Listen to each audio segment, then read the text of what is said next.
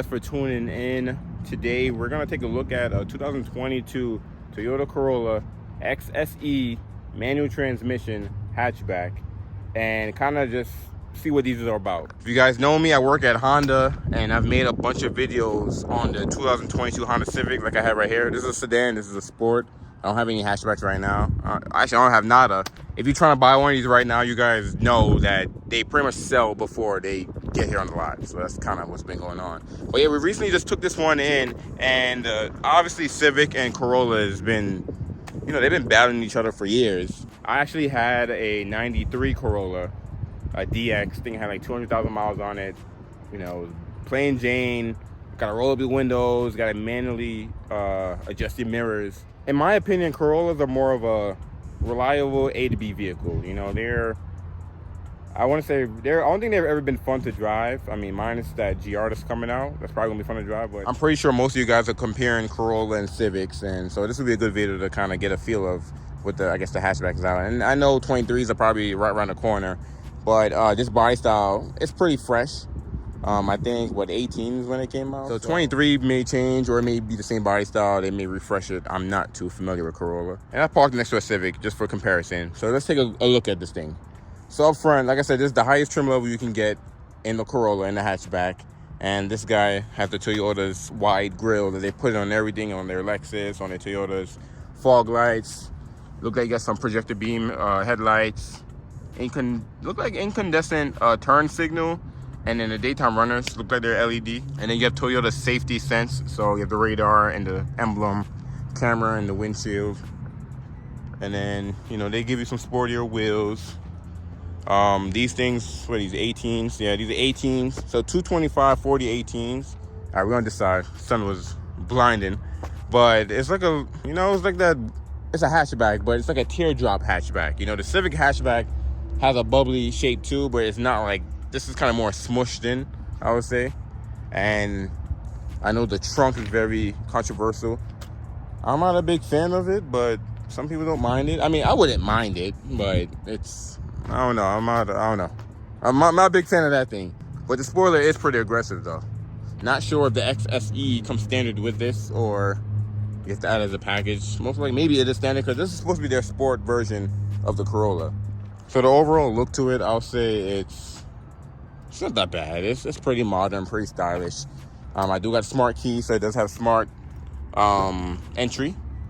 It's already unlocked, so you don't hear the beep or anything like that. So you have a combination seats here, so they're like a vinyl fabric material, and then like I don't think Toyota used real leather on the Corolla, so it's like a soft text material. One thing it does have is lumbar support that the Civic doesn't have, because Honda waited for the Integra to have lumbar and the Civic doesn't have it, so that's a plus that the Civic doesn't have, that the Corolla has. But yeah, it looks like you have a leather trim steering wheel, leather shift knob, no moonroof. I don't know if that's a package or if they come with a moonroof, but I know with Honda, if you get a Sport Touring standard with moonroof, EXL standard with moonroof, EX standard with moonroof. So interesting. Let's just get in here. Let's turn this thing on. So we have 3 pedals here. A lot of people probably don't even know what these are, and probably will never know what these are because manual is pretty much dying. So I know it's not easy to get a manual right now, but yeah, 6-speed manual transmission, pretty cool. Electronic parking brake, brake hold, pretty cool. Clutch in, push button start. Make sure you gotta do your manual jiggle. Gotta do your manual jiggle. If you drive manual, you know what I'm talking about. I'll turn this down a little bit so you guys can hear. So the Civic has a half digital, half analog cluster, unless you get a Touring. The Touring has full digital. Just kind of similar, except for it's digital in the middle and analog on the outside. So pretty interesting. It does look kind of, like, it looks kind of dated. You know, like look at that. Don't look like a 2015 rental, you know, like.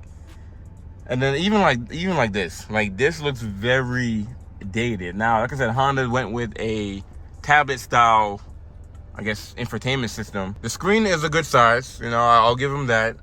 But it's, just look at it. It just looks dated. Like, I don't know. One thing with a Toyota and Corolla, Toyota and Lexus always just have, they take a while to update their system, in my opinion. I could be wrong. But, oh, you got a map button here, and then Oh, so okay, you have to install a navigation app. So that's pretty interesting. And like I said, this is the top of the line. So with the Civic, the Sport Touring, you have built-in GPS. I'm pretty sure this has Apple CarPlay and Android Auto. So if you don't want to use the built-in map, then you have that. But pretty interesting. Like I said, I'm not familiar with Corolla. This is my first time kind of just playing with this thing. I'm doing it on camera so you guys get a real reaction. I'm just pushing and touching buttons. So you have heated seats on there. That's cool. No cool seats. Look at the steering wheel. So some of your safety equipment here. So you have lane keep assist, frontal collision, adaptive cruise control. So that's cool. I think one thing Toyota doesn't have is road departure mitigation that Honda has. But that's all I'm seeing though. I don't see anything else. It has blind spots, so it's on the side mirrors. Actually, let me close this. So you have blind spots on the side mirrors. Oh yeah, look at it, it's telling you off. So let's see here. So radar ready. So it has lane departure, steering assist. Okay, so yeah, you have adaptive cruise control up there. You guys see it changing, and lane departure, but I don't see road departure unless their lane departure and their lane keep assist is one thing. Kind of a Honda is two separate ones. There's a button to turn on your auto high beams, which is interesting. On the Civic, if you leave your headlights on auto, then it'll automatically turn on your high beams for you. And then one thing Toyota always done is they gave you the option to turn off your daytime running lights. Like, that's always been an option. It's pretty interesting. Fog lights on. Pretty comfortable in here, no issues at all. It's quiet. One thing that I like Honda does, and like I said, Toyota's a good car, so I'm not making a video bashing the Corolla or anything like that. I like cars in general, so I think cars are just, there's not really bad cars. There's just cars that more people like more, in my opinion. But actually, there are bad cars, and those are cars that's not selling anymore. So cars that went out of business, those were probably bad cars, or no one bought them. But Toyota, when you buy a Corolla, there's packages you can still add that's not standard. And with Honda doesn't have packages. They have trim levels. So if you get a Sport Touring, you get everything. Like, you're not missing no packages. So you can buy a Sport Touring, you're not missing a technology package, a cold weather package, like backup camera, a navigation, like what you have to add on here. This thing, I'm pretty sure you can probably add them on the roof, but that's the additional cost. It doesn't have auto dimming rear view mirror, so that's standard on the Civic. So I'm pretty sure they do with an additional cost. And at the end of the video, I will we will go through the brochure and kind of see what packages they have. That way, we're on the same page. And I'm learning myself, you guys learning with me. But I don't see a wireless phone charger. Sport Touring does have that. And I'm comparing this to Sport Touring because they're both Honda's top of the lines. So no wireless phone charger. I don't even think this has wireless Apple CarPlay and Android Auto. But the thing is though, like, do you just plug your phone in and it just pops it automatically? Like, there's no buttons to like actually click it. So I wonder if it should have CarPlay and Android Auto. It really should. Like I said, in the video, we're gonna check that out. It does have dual zone, so that's cool. Dual zone. No parking sensors front and back. Civic Sport Touring will have that. And I'm comparing to the manual Sport Touring, not just the automatic CVT Sport Touring and the Civic. The manual to manual. So there's a few things that the Civic has that this, the Corolla just doesn't have. We're gonna jump out and go to the trunk, check out the cargo space, because this is one thing that I dislike about the Corolla versus the Civic. Oh, what am I doing? I'm over here pushing the backup camera. So the Civic has a lower load floor. So you see how the load floor is high up, and then just looking at it, you can tell it's smaller than the Civic. The seats do fold down, but this is just pretty interesting. I'm gonna see if they have any. So you get a spare tire, that's good. Spare tires on the Civic as well. But I just don't understand why the load floor is so high. Like, it's just very shallow. Pretty weird. The Civic's hatchback has a bigger tailgate than this guy, so they're just the opposite. So the Civic has a bigger tailgate and the bumper is a little bit less. I'm not an engineer, so I don't know where they're coming from. Obviously, they knew what they were doing when they built this car, so I don't know where they were coming from. This one looks like it has just normal speakers. I'm assuming that's a package that you can add on, because I know Toyota usually have JBL speakers in their Toyotas. That's something for us to look into as well. But let's look into the back seat. I won't really jump back here. The passenger seat's all the way back, but so I'm sitting back here. This is how I was driving. You still have a few inches with the way how my seat is. I feel like you do have a little bit more leg room and headroom in the Civic. Actually, the headroom is actually not that bad. I'm not tall. I'm like 5'10", but you see I got a few inches. And then sitting behind myself, I still got some leg room behind me too. No heated seats back here, but the Civic doesn't have heated seats either, so that makes sense. There's no vents back here. Civic doesn't have vents either. No USB. Same thing with the Civic, so that's pretty standard. Kind of give you guys just a layout on here. I think equipment-wise, the Civic just comes standard with so many stuff that you have to add on the Corolla to match it up. That, you know, the Civic is a good buy. I didn't know what to expect with the newer Corolla, especially with the hatchback, because these things are hard to get right now, and I know Toyota dealerships are sold out on these things. Honda dealerships are sold out on Civics, so everybody's in the same boat right now. But let's check out the backup camera. You gotta pull up and go all the way to the left to go into reverse. And Civic does have 3 different views. The Corolla got just 1 view. I think it's trajectory. Oh, it's not even trajectory. So no trajectory. It's just a basic backup camera. When we look at the brochure, I'll see if there's a package to add that or not. But that's the thing though, you have to add packages. And then they have intelligent, I believe it's intelligent manual transmission. You can turn off the traction control, brake hold. So this thing right here makes driving manual so much easy if you have rollback anxiety. So when you turn this on and you go into neutral, the car won't roll. A lot of people hate manual because of, especially when they learn how to drive manual, because of the rolling. But you won't have to worry about that. And the Civic has something similar as well. Overall though, the interior just gives me just basic vibes. Like, obviously it's modern, obviously it's newer, but it's just, I don't know, just basic vibes. I feel like I love the Civic's newer interior over this, but this is still not that bad, you know. But it looks ancient to me. All right, so just looking at the screen here, I think you have different, oh yeah, you have different options. So you have, you know, eco, radar, music listening to.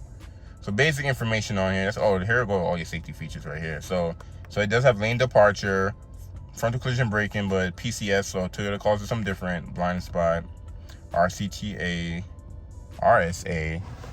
I'm not sure what that is. You will have Bluetooth and all your basic stuff as well. So you do have that. This one is for sale, by the way. It has like 700 miles on it. So we got LED fog lights, LED projector beams. So at least you get LEDs. That is standard on all the Civics, though. I don't believe it's standard on all of the Corollas. That's something else we're gonna look at. Make sure you just stay, if you're watching this and you want to learn more about the Corolla and see the brochure and stuff, just stay to the end of the video. We're gonna look over the brochure. But disc brakes front and back, just noticed that. Look like it's incandescent in the, oh well, the your daytime runners or your daylights. I forgot what they're called. Anyway, they're LED. Your daytime running lights. Like, yeah, that's what you call it for the back, right? Not just for the front? I don't know. I'm bugging. You have that. Look at, do you have fake exhaust? Oh yeah, you got fake exhaust back here. That's not even an exhaust. The real exhaust is right underneath there. So they got this fake looking thing, but everyone is doing it now. So would I take a Corolla over a Civic? No. But if Corolla was my option, like over like a Sentra or like a Elantra or something like that, I might just take the Corolla over those. But yeah, you guys know I'm a Honda guy, so I'm always gonna choose a Honda over anything else. But let's actually, now that we walked around the car, kind of get a feel of it, let's jump into the brochure and learn a little bit more about it. So we are on the 2022 Corolla Hatchback brochure. Don't mind my mic doing this thing. I have a weird, we're not even gonna talk about it. So I do gotta be close to the mic so you guys can hear me. Yeah, let's take a look at it. So let's go all the way down to the trim level. So all right, boom. So for the hatchbacks, it comes in 3 different trim levels. Now, and that's it. So the Civic hatchback comes in 4 trim levels, while this comes in 3. So it looks like you get I guess you get the same. There's one motor in the hatchback. So it's a 2-liter 4-cylinder non-turbo, 168 horsepower. Yeah, zooming in it. Yeah, so 168 horsepower, no turbo.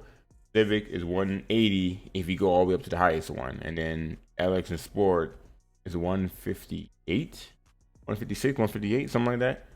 So pretty interesting. So even if you get to the higher Corolla, you don't get more horsepower. You get the same horsepower as the base. At least with the Civic, you get more power if you. But we're just talking about the XSE right now, though. We're talking about the top of the line. So remember, I was telling you guys that there's probably packages that's on this thing. So look, there's only 3. So options and packages. You got a preferred package. Oh, but that's only for the CVT. That's crazy. So if you get the manual, you can't get the updated sound. So look, all right, let's break this down. I'm talking like 1,000 miles per hour right now. So premium audio, dynamic navigation with 3-year trial, and 8 JBL speakers. So that's part of their preferred package, and the wireless charging. Now the one at my job, we don't have this, but mine could even get this anyways. You have to, only CVT can get this package. I don't get that. It has nothing to do with the manual. So they have adaptive front lighting system, and they have enhanced cargo space. I have no idea what that. Let's see if we could actually let's find that. First of all, I gotta learn how to spell first.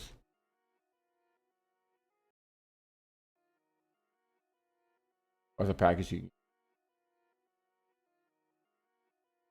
I'm thinking Toyota's gonna show me something that is. I don't even worry about that.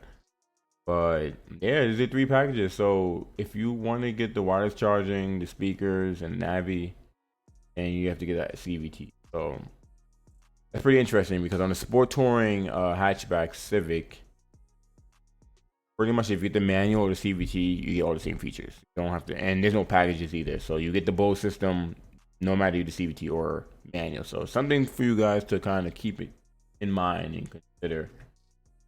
That's pretty, and the wireless charging too is standard on the Civic. You don't have to add the package. And the navigation in Civic is standard, that you don't have to add the package. This is a 3-year free trial, then you pay after the 3 years. I'm assuming it's like yearly. But the Civics one, I think you have to pay to update it if you want to update it. But other than that, there's no subscriptions or no trial or nothing per year. You pay to get updated, and that's it. But read intelligent manual transmission, normal sport modes, on gas, fog lights. So I mean, in my opinion, you get more features in the Civic, like standard, you know. But end of the day, these 2 cars are just apples and oranges. It comes down to personal preference. They're very familiar. I believe Toyota sells more Corollas than Civics, especially this year, because Honda cannot make Civic hatchbacks at all. But I'm pretty sure some of you guys probably have a deposit on a Civic right now or a Corolla and realize that it takes forever for it to come anyways. Are you waiting forever? Because nobody can build nothing, but Honda really can build. Whatchamacallit.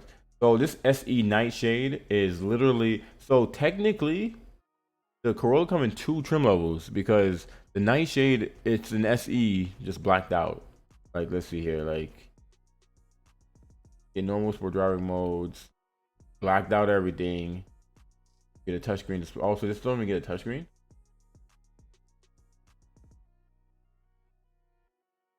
Oh, we got a 4.2 Infotainment. Okay, for the driver. Infotainment. Oh no! Here we go. I hate when manufacturers do this. Like when you go to the next one, they put the same thing. For the auto. Okay, so it does have Apple CarPlay in the auto. I figured it did. I just didn't see a button for it. Maybe when you plug it in, it automatically pops up. I don't know. But safety sense, 10 airbags. Stuff. Yeah, you don't. Yeah, this SE is just a blacked out this, and then you get a few more. I mean, all you really get is just blacked out everything.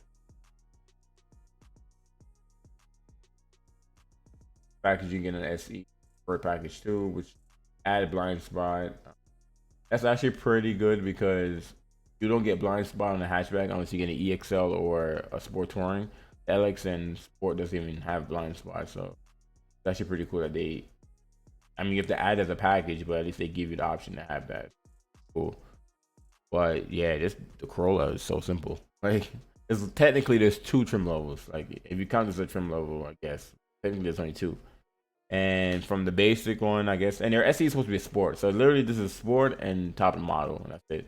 I think they're LE or they're L. L is the lowest one. One of them's the lowest one. I don't remember, but that's pretty interesting. Yeah, so that's a brochure.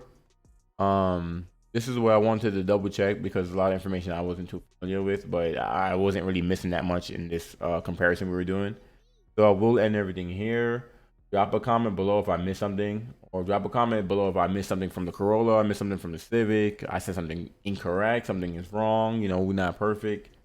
And definitely will go from there.